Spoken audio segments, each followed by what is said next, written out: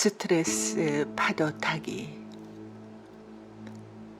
요즘은 어린이부터 노인에 이르기까지 스트레스를 받는다는 이야기를 많이 합니다.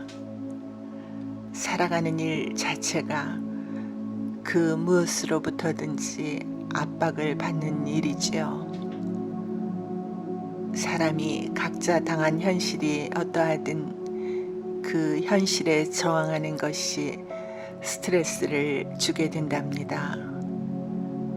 자신의 현실에 조금이라도 어려움이 있으면 그것이 마음을 누르는 압력으로 느껴지는 것이 당연하지요. 그것이 현실에 저항하는 마음이라고 표현할 수 있을 거예요. 어려우면 어려울수록 그 저항의 힘은 커질 테고요.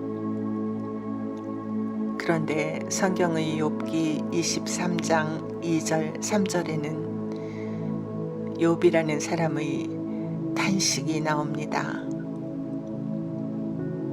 오늘도 내게 반항하는 마음과 근심이 있나니 내가 받는 재앙이 탄식보다 무거움이라.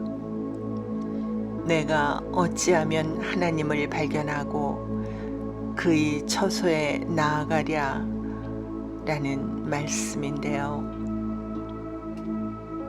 욥은 정직하고 의로운 사람으로 하나님의 인정을 받는 사람이었죠.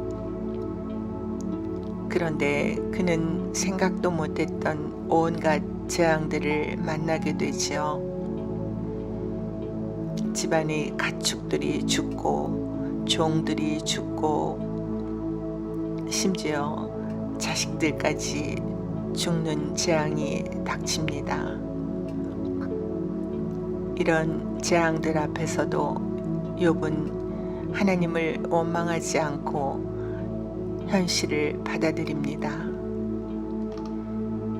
그러나 집까지 불에 타고 자신의 몸에 견딜 수 없는 병까지 덮쳐오자 욥도 현실에 저항하기 시작합니다. 불안과 아픔 속에서 자신을 위로하러 온 친구들을 원망하고 비난하죠. 그렇게 경건하던 욥이 급기야는 하나님께 반항하는 마음을 토로하게 됩니다. 늘 하나님과 동행하는 것 같았던 욥이 하나님을 찾지 못해서 어찌하여야 하나님을 발견할 수 있겠느냐고 탄식합니다. 생각지 못했던 고난이 닥쳐오면 그 현실에 저항하는 마음이 생기는 것이 당연하지요. 그런데 위 말씀은 현실에 반항하는 마음이 들거나 근심이 차오르면 하나님을 잃어버린다는 것을 가르쳐 줍니다. 사실 욥의 고난은 하나님의 계획하에 주어진 것이었죠. 그것을 알지 못했던 욥이 하나님을 원망하고 반항하는 마음을 품었듯이 우리도 그런 경우가 많습니다.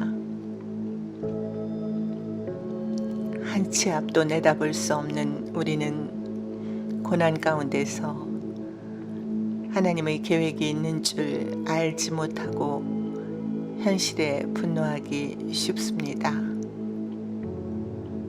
파도가 밀려올 때 파도를 마주하고 나아가려고만 하면 나아가지도 못하면서 힘만 들지요. 그때 방향을 돌려 물결에 순응하면서 하나님을 바라보면 삶은 뜻밖의 쉬워질 수 있는 것 같아요. 어떤 경우든 스트레스가 느껴지면 자신이 무엇에 저항하고 있는지 살펴볼 필요가 있지요.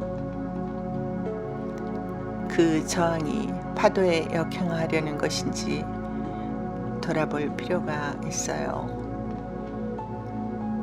그 파도의 저항에 등을 돌려서 자신의 힘든 현실을 껴안기가 쉽지는 않지요. 실패를 인정하고 억울함을 수용하고 모욕당함을 받아들이기가 얼마나 어려운 일이겠어요. 그러니까 고개를 흔들며 싫다고 저항하게 되는 것이죠. 힘들게 두 손을 저으며 파도에 대항하려고만 하게 됩니다. 그런데 어떤 상황에서든지 우리의 선택은 두 가지 방향을 갖는데요. 내게 힘을 더해주는 선택이든지 힘을 빼는 선택이든지 두 가지랍니다. 저항을 없애야 힘을 빼앗기지 않겠죠. 불평과 두려움을 갖고 있으면 스트레스의 힘은 더해질 테고요. 파도에 맞서는 대신 현실을 그대로 수용하려는 마음은 상황에 저항하려는 마음을 모두 내려놓는 것이겠죠. 욥이 그랬듯이 저항하는 마음을 내려놓으면 비로소 하나님을 만나게 되고